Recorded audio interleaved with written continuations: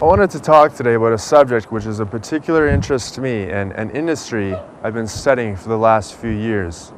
Recently, it dawned on me the inevitable idea that Bitcoin will end the nation state.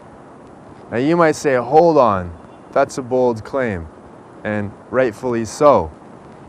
How can our nation states, which has survived the past few hundred years, possibly meet their demise by some technology? Certainly, they're destined to exist into the future until the end of time.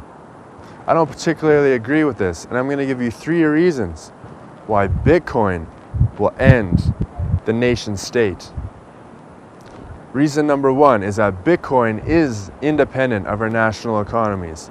You might make the argument that Bitcoin needs some stable form of account to be pegged against. You might say that Bitcoin is too volatile to be taken seriously, and I don't particularly agree with this. Yes, Bitcoin is volatile. We've seen this to be true.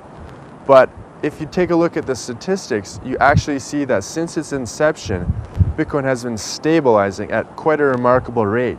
It will continue to do so as more users enter the market, understand Bitcoin, and most importantly, individuals and merchants come to accept Bitcoin as a valid form of payment. You might also argue that Bitcoin needs some sort of national currency for convertibility purposes, and this I don't particularly agree with either. Speculators are useful for Bitcoin. They help discover a price equilibrium. ATMs and exchanges are useful as well. They help mass adoption of Bitcoin. However, both of these are not required. For speculators, ATMs, and exchanges, Bitcoin cares not. The only actor that Bitcoin truly cares about is the miners, who are the customers and the employees of the Bitcoin digital economy.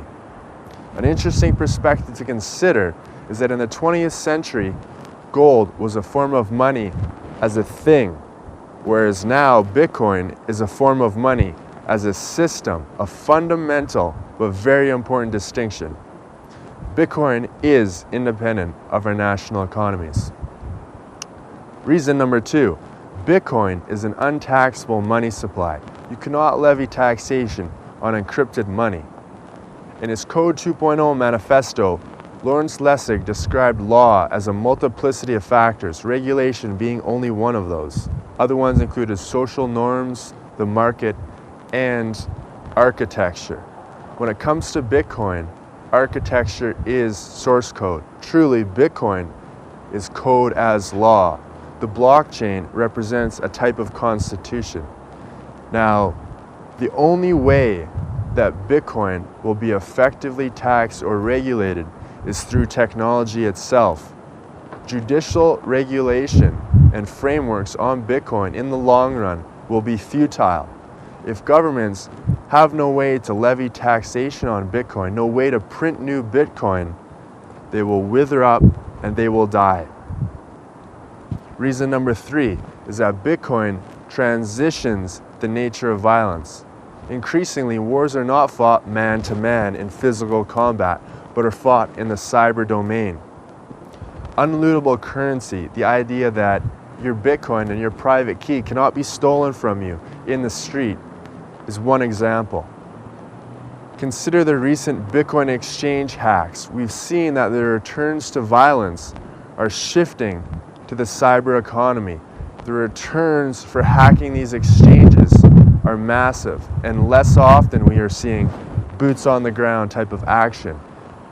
Bitcoin transitions the nature and the returns to violence to the cyber domain.